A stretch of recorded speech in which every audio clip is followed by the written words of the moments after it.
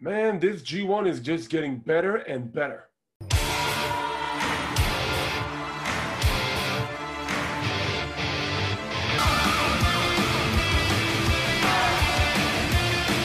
Hello everyone and welcome back to Clothesline. My name is Owen and this is our G1 Climax 30 review. We are up to night 7 and 8 and let's begin with our coverage of night 7 of the G1 Climax tournament and the first matchup on the block. We're starting things off with a match between Yujiro Takahashi taking on Minoru Suzuki, and I gotta give credit where credit is due. Yujiro Takahashi never backed down. He went straight at it against Minoru Suzuki from the get-go, attacking him with his cane, but it only angered Suzuki, who really beat the living hell out of him. Yep, he beat the living hell out of Yujiro Takahashi with a chair. The match goes on in the ring, but in the end, a gotch pile driver by Minoru Suzuki to Yujiro. He gets the win, he gets the points. Good effort by Yujiro Takahashi, but still without any points in this G1 tournament. The next matchup on the card was between Kota Ibushi and Jeff Cobb. Pretty good matchup. It started off with pretty solid mat wrestling, moved on from there. Kota Ibushi hits a dropkick out of nowhere. He goes for the Kamigoye, gets blocked into a tour of the island, gets reversed into a Bumaye and a Kamigoye of its own. Kota Ibushi pins Jeff Cobb and he gets the points. Great showing by Kota Ibushi, good showing by Jeff Cobb, but as far as points goes, he only has 2 points. Will he be able to procure more victories as we move forward in the G1 Climax? Just have to wait and see, but Kota Ibushi with a commanding lead with another victory, only 1 loss thus far, he has a really good chance of winning this block. Next matchup was between Taichi versus Kazuchika Okada, and every time these two meet, Taichi has something to prove against Okada. He attacks him before the bell rang. They fight on the outside. He gets a little help from Desperado, who distracts the ref. Meanwhile, Taichi grabs a chair and he hits it across Okada's back. He continues to work on the back. We do get a comeback from Okada, but somewhere down the road, Taichi is able to hit a Rainmaker of his own on Okada, but only for a 2 count. The ending came when Okada uses that Cobra Clutch only to get reversed, but he's able to secure it in the end, and Taichi never taps out, he never gives up, he just passes out, the referee stops the match, and Okada wins. Okada wins by stoppage, still making Taichi look strong because he never gave up, he never tapped out, and yeah, he wins again with that Cobra Clutch. Yeah, you really want to push it there, push it as your finishing move, huh, Okada? Nevertheless, Okada gets the points. He really needs them after 2 losses. Let's see how he progresses in the tournament. As for Taichi, this is only his first loss, so he still can get back his momentum throughout the tournament. Let's see how he progresses as well. The next matchup was between Will Ospreay taking on Switchblade Jay White. A very even matchup. Jay White, of course, playing his mind games, walking to the outside, trying to stall for time. The match goes along. We see a point where Jay is hanged upside down. Will Ospreay is climbing to the other side of the ring on that top turnbuckle, trying to hit maybe a Van Daminator or something. But Goto helps Jay White down from that upside down turnbuckle, walks him to the outside, and Will Ospreay, out of a fit of anger, a fit of rage, just jumps on top both of them. From there, we see Jay White perform a Uranagi and a Kiwi Crusher only for a 2 count. He tries to go for the Blade Runner only to get reversed into an Oscutter by Will Ospreay only for a 2 count. From there, Will Ospreay tries to perform a Stormbreaker only to get blocked when Jay grabs the ref by his legs. I mean, he's using his own legs to grab the referee. But that doesn't deter Will Ospreay from his goal. He's able to hit a back elbow to the head of Jay White, hit a Stormbreaker, and Will Ospreay is victorious. Then we go to our main event. Our main event was Tomohiro Ishii versus Shingo Takagi, a rematch from their Never Open Championship match, another rematch from their last encounter in the last G1. These two just beat the living hell out of each other. Seriously, these guys just gave it everything they had. Shingo is completely demolishing Tomohiro Ishii, who makes a triumphant comeback. And in the end, Tomohiro Ishii, with a brainbuster, is able to get a revenge, a measure of revenge against Shingo Takagi for his loss of the Never Openweight Championship match, for his loss last year in the G1. He pins Shingo Takagi. He finally gets some points on the board. And Shingo, once again, loses. Yeah, when I saw this match coming, I had a pretty good idea that Tomohiro Ishii will get the victory here. Just as much as I thought that Shingo's going to beat Will Ospreay, I was right about that. Not too bad for Shingo. I'm still hoping he's going to get a couple of more victories down the road. As for Tomohiro Ishii, thank God he finally gets some points.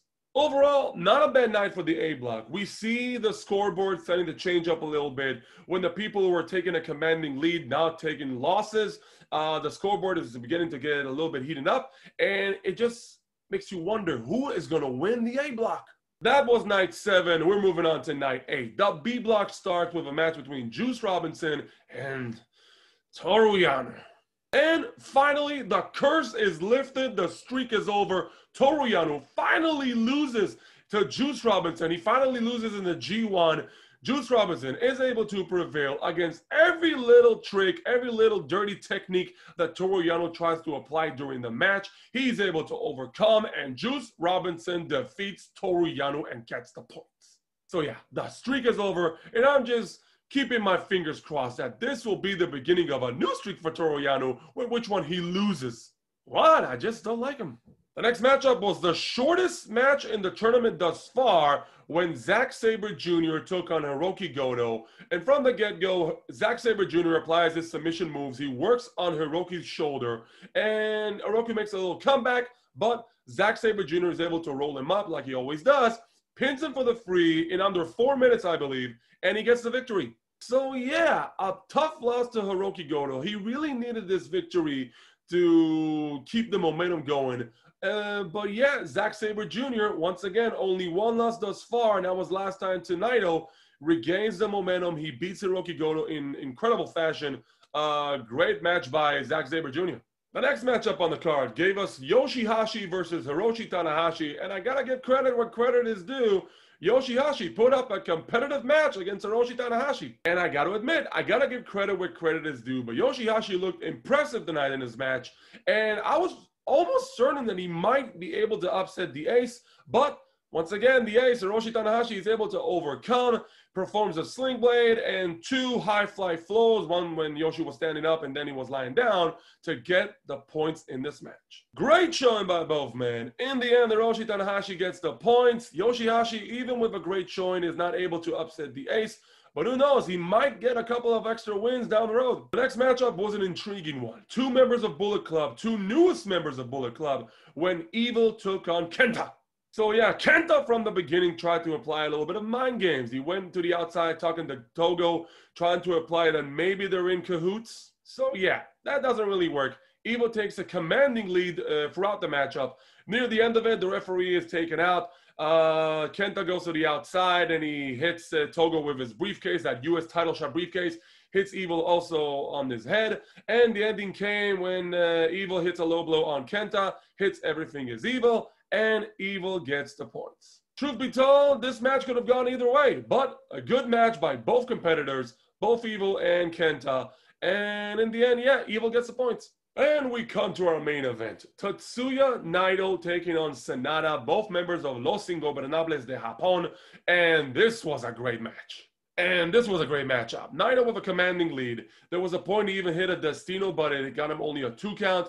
The match progressed from there. Sanada is able to procure the Skull's End on Naido. But just like the match with Yoshihashi, he releases the hold, goes for a moonsault, and he misses. The ending came when Tetsuya Naido goes for a Destino again, another 2 count. He goes for a Valencia only to get turned over to a Destino by Sanada, who then performs 2 moonsaults, one on Naido's back and then on his front while he's lying down, pins him, and Sanada beats Naido. Anyone who follows New Japan Pro Wrestling and follows Sanada knew that this victory was coming soon, and I'm glad it did today. He really needed this victory because even though if he doesn't win the G1, this victory alone procures him a title shot down the road against Naido, maybe on Destruction in Kobe, maybe in Kings of Pro Wrestling, I don't know, but this victory really brought a lot of good news to Sanada.